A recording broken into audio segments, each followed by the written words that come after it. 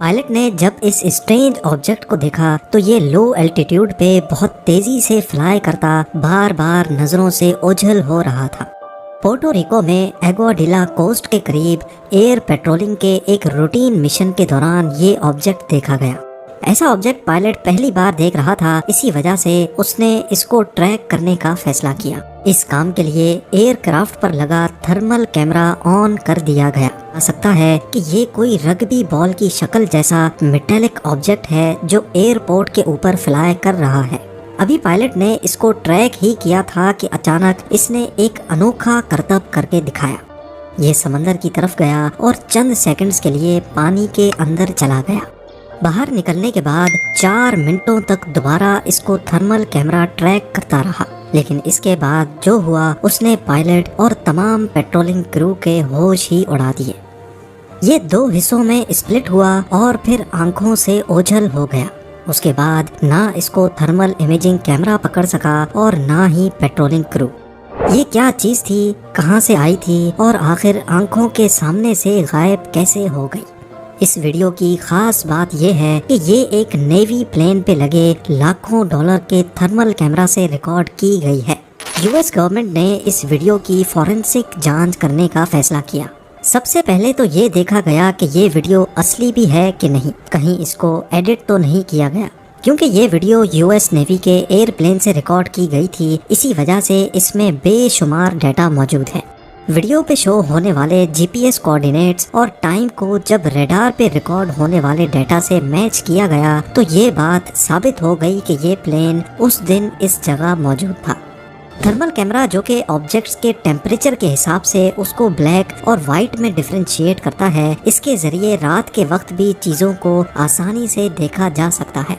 Camera के feature को इस्तेमाल करके जब इस ऑब्जेक्ट का टेम्परेचर देखा गया तो ये 104 डिग्रीज फ़ारेनहाइट या फिर 40 डिग्री सेल्सियस था।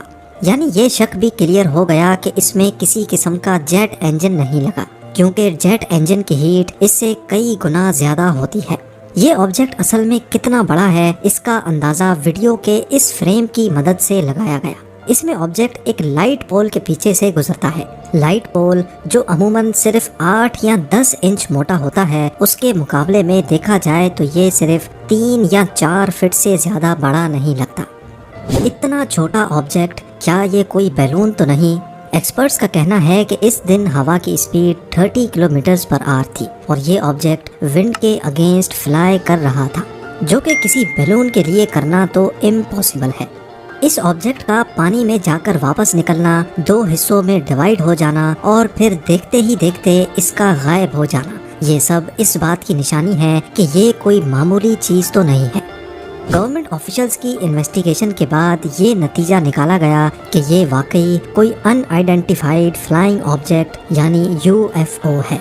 क्या यूएफओज वाकई में एग्जिस्ट करते हैं? इस सीधे सादे सवाल का जवाब भी सीधा सादा ही है। जी हाँ, यूएफओज एग्जिस्ट करते हैं। ये कोई पहली बार नहीं बल्कि माजी में कई बार लोगों ने अनआइडेंटिफाइड फ्लाइंग ऑब्जेक्ट्स को देखा है। यूएफओज का एग्जिस्ट करना इस बात की निशानी है कि हमारे अर्थ के बाहर कहीं ना कहीं लाइफ की एक ऐसी फॉर्म जरूर मौजूद है जो टेक्नोलॉजी में हमसे बहुत ज्यादा एडवांस्ड है। यूएस नेवी पायलट्स ने एक ऑस्ट्रेलियन न्यूज चैनल को दिए गए इंटरव्यू में साफ साफ बताया है कि दौरान परवाज उनको अक्सर ऐसे अनआइडेंटिफाइड ऑब्जेक्ट्स देखने को मिलते हैं। उनकी स्पीड इतनी तेज होती है जिससे फाइटर जेट्स भी मुकाबला नहीं कर पाते। एक पायलट का कहना था कि ये ऑब्जेक्ट्स 20,000 किलोमीटर पर आवर से भी ज्यादा तेज फ्लाई कर सकते हैं, जबकि दुनिया का सबसे तेज उड़ने वाला प्लेन X-15 है जो मैक्सिमम 7,300 किलोमीटर पर आवर की स्पीड तक पहुंच सकता है। अभी जो वीडियो आपने देखी उसके हीट सिग्नेचर में यूएफओ का टेम्परेचर सिर्फ 104 डिग्रीज नोट किया गया। आज तक हम ऐसी कोई टेक्नोलॉजी इजाद नहीं कर पाए जो फ्लाई भी करे और वो भी बगैर हीट के। इस यूएफओ का टेम्परेचर लिटरली रूम टेम्परेचर है, जो कि वाकई बहुत हैरान करने वाली बात है, क्योंकि इलेक्ट्रिक ड्रोन्स भी कुछ ना कुछ हीट तो जनरेट करते ही हैं। یہ بھی پاسبل ہو سکتا ہے کہ جس طرح ہم اپنے پروبس کو، روورز کو لاکھوں کلومیٹر دور ڈیپ اسپیس میں یا دوسرے پلینٹس پہ ریسرچ کے لیے بھیجتے ہیں، ویسے ہی ایلینز ارتھ پر ریسرچ کے لیے یا تو خود آتے ہوں یا اپنی ان مشینز کو بھیجتے ہوں۔ اگر ٹیمپریچر کی بات کو نظر انداز بھی کیا جائے تو اس کا پائلٹ کی آنکھوں کے سامنے 2 حصوں میں اسپلٹ ہو جانا، پھر اچانک آنکھوں سے اور تھرمل کیمرہ سے غائب ہو جانا اس بات کی نشانی ہے کہ یہ ضرور کوئی ایکسٹرا ٹیریسٹریل آبجیکٹ ہے۔ آپ کو یہ بھی بتاتے چلیں کہ یو ایف او کو اسپلٹ ہوتے صرف ایک بار ہی نہیں دیکھا گیا۔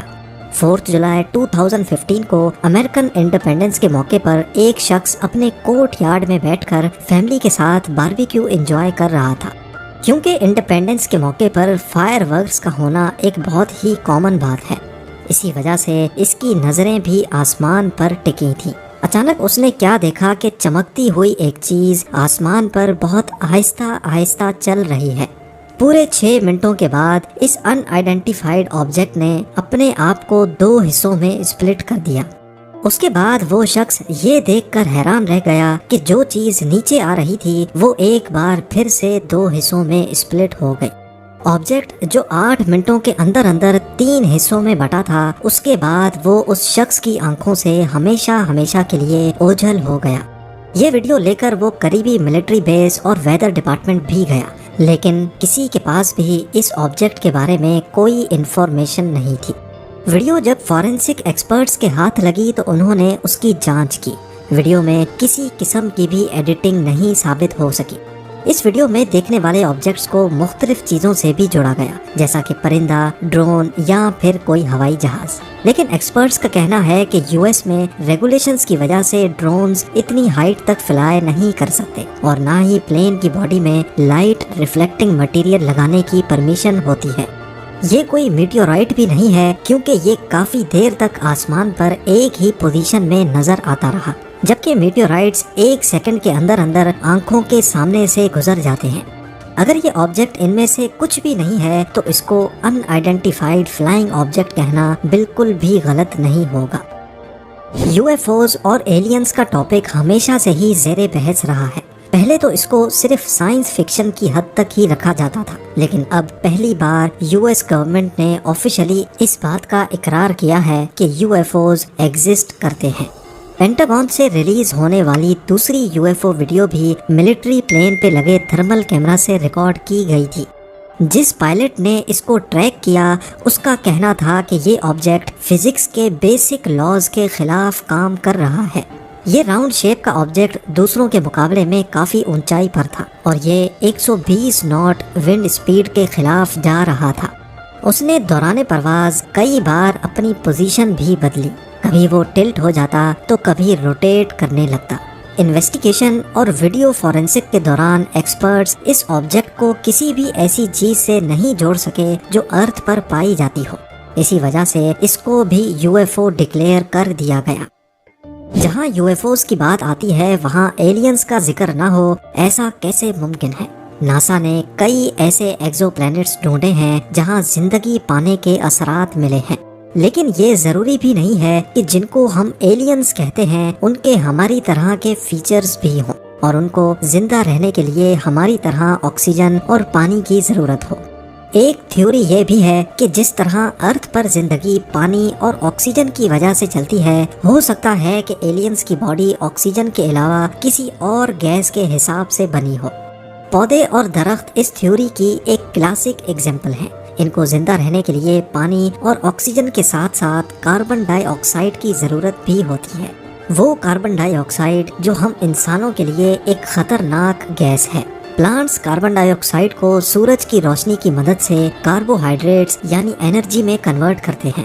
اب جب ہمارے سامنے ہی پلانٹس کی ایک کلاسک ایگزامپل موجود ہے تو کیا ایسا ممکن نہیں ہو سکتا کہ کسی ایسے پلینٹ پہ جو ہماری نظر سے تو زندگی کے قابل نہیں لیکن اصل میں وہاں کا اپنا ہی ایکو سسٹم ہو جس میں طرح طرح کی مخلوق بستی ہوں؟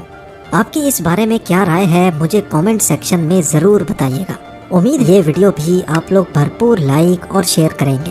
ملتے ہیں اگلی شاندار ویڈیو میں۔